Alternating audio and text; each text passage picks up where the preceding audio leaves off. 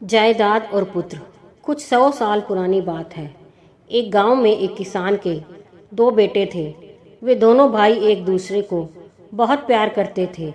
जब दोनों बेटे भी बड़े होकर अपने पिता की ही तरह किसान बनकर मेहनत से खेती करने लगे तो किसान की समृद्धि दिनों दिन बढ़ने लगी। दोनों बेटों की शादी होने के बाद किसान को लगने लगा कि अब उसकी ज़िंदगी स्थिर और सुखी हो गई है। लेकिन समय ने उसे एक नई चुनौती दी। जब उसके बड़े बेटे की तबीयत अचानक बिगड़ने लगी, छोटे भाई ने अपने बड़े भाई का इलाज करवाने की पूरी कोशिश की। उसने गांव के आसपास के वैद्यों से परामर्श लिया, लेकिन बड़े भाई की तबीयत में कोई सुधार नहीं हुआ।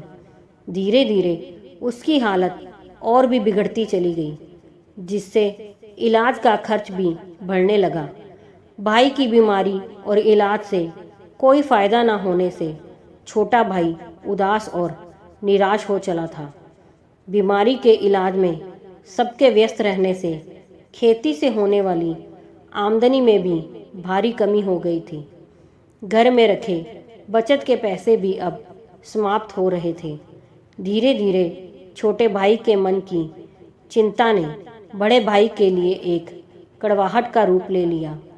एक दिन उसने अपनी पत्नी से सलाह मशवरा करते हुए कहा, अब भैया की बीमारी ठीक कराने में तो घर की माली हालत खस्ता हो चुकी है। खेती भी कुछ आमदनी दे नहीं रही है। यदि ऐसा ही चलता रहा तो भूखे पेट रहने की स्थिति आ जाएगी। जिससे तो यही अच्छा रहता है कि भैया स्वर्ग ही जाकर सुखी हो जाएं और हमें हमारी हालत पर छोड़ दें। तभी उनके इलाज के लिए घर में रखे बचे पैसे बच पाएंगे, अन्यथा तो दूसरों के सामने हाथ फैलाना पड़ेगा। उसकी पत्नी ने उसका साथ देते हुए कहा, क्यों ना किसी वैद्य से बात करके उन्हें ऐसा जहर दे दिया जाए कि किसी को शक भी नहीं हो और उनकी मौत को बीमारी के कारण मान लिया जाए। छोटे भाई को यह उपाय उचित लगा तो उसने एक वैद्य से संपर्क किया। वैद्य को भारी लालच देकर उसने सहमत भी कर लिया। लालची वैद्य ने उसके इस प्रस्ताव को स्वीकार कर लिया और बड़े भाई को जहर दे दिया। कुछ ही दिनों में उसकी मृत्यु हो गई। छोटे भाई और उसकी पत्नी ने अंदर ही अंदर खुश होते हुए राहत की सांस ली, यह सोचते हुए कि अब रास्ते का कांटा निकल गया है और सारी संपत्ति उनकी हो गई है। बड़े भाई का अंतिम संस्कार कर दिया गया और समय बीतता चला गया। बूढ़ा किसान और उसकी पत्नी भी एक दिन स्वर्गवासी हो गए। कुछ समय के बाद छोटे भाई की पत्नी ने एक बेटे को जन्म दिया। परिवार में खुशी की लहर दौड़ गई। बड़े लाड प्यार से बच्चे की परवरिश की जाने लगी।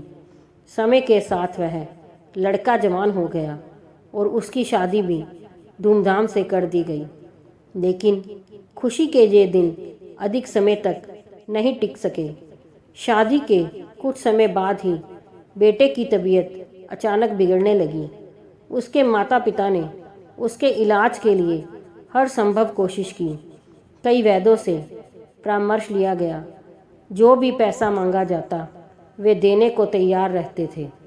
अपने बेटे की जान बचाने के लिए उन्होंने इलाज के खर्च हेतु अपनी आधी संपत्ति तक बेच दी। लेकिन उसका स्वास्थ्य लगातार बिगड़ता गया। सभी वैद्य हाथ खड़ा कर चुके थे।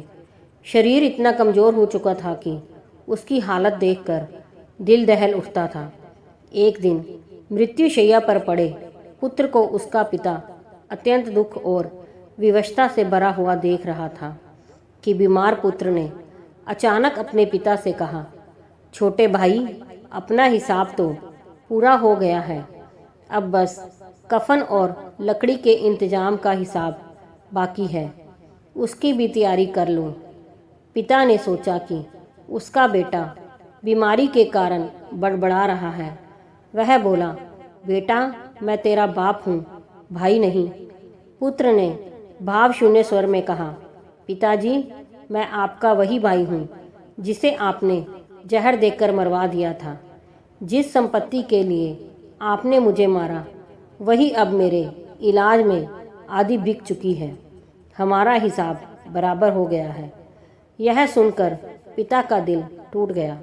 वह फूट फूट कर रोने लगा और बोला, मेरे तो कुल का ही सर्वनाश हो गया।